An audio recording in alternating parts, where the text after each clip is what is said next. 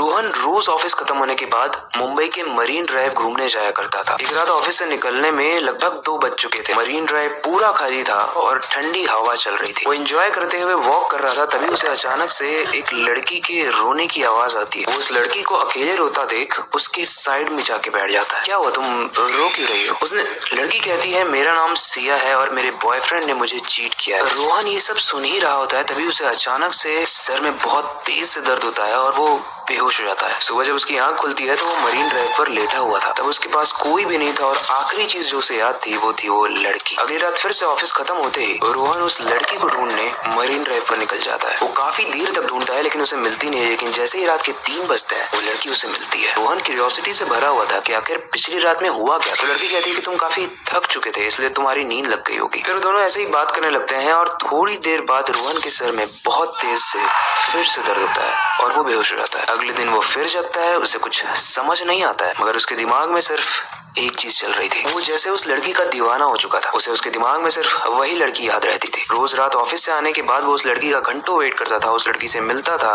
उसके सर में दर्द होता था, वो बेहोश होता और सुबह सेम स्टोरी हर रोज रिपीट हो रही थी। लेकिन गाइस स्लोली वो बहुत ज्यादा वीक हो गया, उसकी तबीयत खराब होने लगी। ऐसे में एक दिन उसके दोस्त ने उससे पूछा कि तुम ठीक तो हो? तब उसने अपने दोस्त को सिया के बारे में बताया, वही मरीन ड्राइव वाली गर्ल। तो दोस्त कहता है, अच्छा ऐसी स्टोरी है, क्योंकि कल रात मैं भी मरीन ड्राइव पे था और तुम अपने आप से बातें कर रहे थे, मुझे लगा खुद से ही बातें कर रहे होगे। रोहन ये बात सुनकर शॉक हो जाता है और वापस से उस रात सिया को ढूंढता है, लेकिन इस बार सिया नहीं मिलती है। सिया के ना मिलते ही रोहन बहुत परेशान हो गया। उसकी बॉडी कांपने लगी, उसकी बॉडी से पसीना आने लगा, मानो जैसे कोई ड्रग एडिक्ट होता है। जैसे कोई ड्रग्स के लिए तड़पता है वैसे ही वो सिया के लिए, उस लड़की के लिए तड़प रहा था। गर्लफ्रेंड नहीं थी फिर भी वो घबराहट में, परेशानी में, क्यूरियोसिटी में मरीन ड्राइव के बाउंड्री पर चढ़ जाता है और चिल्ला कर सिया को चिल्लाता है, सिया तुम कहाँ हो, सिया तुम कहाँ हो। तभी अचानक से उस समुद्र से एक बहुत बड़ी लहर निकलती है और उसके अंदर से एक काला साया निकलता है जो रोहन के आर पार हो जाता है। तभी रोहन के पीछे से सिया की आवाज आती है और जब वो पीछे मुड़ कर देखता है तो यस, वो सिया ही थी। वो फिर से वहीं बैठकर बातें करने लगता है। उसे बार बार अपने ऑफिस वाले दोस्त की बात याद आ रही थी कि उसने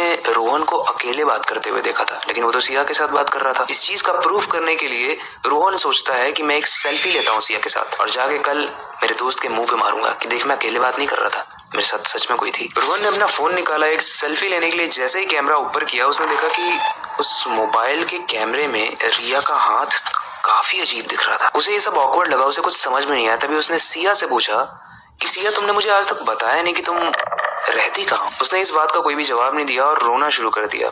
तभी रोहन के सर में वापस से दर्द होता है और हर बार जब भी उसके सर में दर्द होता है उसे कुछ भी याद नहीं रहता है। रोहन को समझ में आने लगा कि वो बेहोश होने वाला है, तो उसने पूरी हिम्मत करके अपना मोबाइल निकाला और कैमरा ऑन करके सिया की पिक लेने की कोशिश की। और जैसे ही उसने किया सिया बहुत तेज चिल्लाई और ये आवाज किसी इंसान की नहीं थी बल्कि एक भयानक जानवर की थी। रोहन ने जैसे ही अपनी खींची हुई पिक देखी उसका दिल सहम गया। उसके पैरों के नीचे से जमीन खिसक गई क्योंकि उसने जो अभी पिक ली थी उसमें कोई सिया या कोई इंसान नहीं था, एक उल्टे पैरों वाली चुड़ैल थी। रोहन काफी चीखते चिल्लाते हेल्प मांग रहा था, तभी सिया एकदम से आसमान में उड़ती है और वहां से उड़कर तेजी से समुद्र में समा जाती है। रोहन काफी अजीब था। इतना तो हमारे में से किसी के भी साथ होता तो हम सस्पेक्ट कर ही लेते कि भाई सर बार बार क्यों दर्द हो रहा है। स्ट्रेंज कि रोहन को ऐसा कुछ भी नहीं लगा। आपके साथ होता तो आप क्या करते? कमेंट में जरूर बताना। इस कहानी से रिलेटेड कोई भी फीडबैक हो वो भी आप कमेंट में बता सकते हो। और नेक्स्ट एपिसोड की एक्साइटमेंट को दिखाते हुए जो कमेंट करना है वो ऑलरेडी आपको पता है। बाकी एंड में मैं क्या कहता हूँ वही कहता हूँ। स्टोरीज कितनी भी डिफरेंट हो, एंड वाला पार्ट हमेशा सेम रहेगा। Let's start.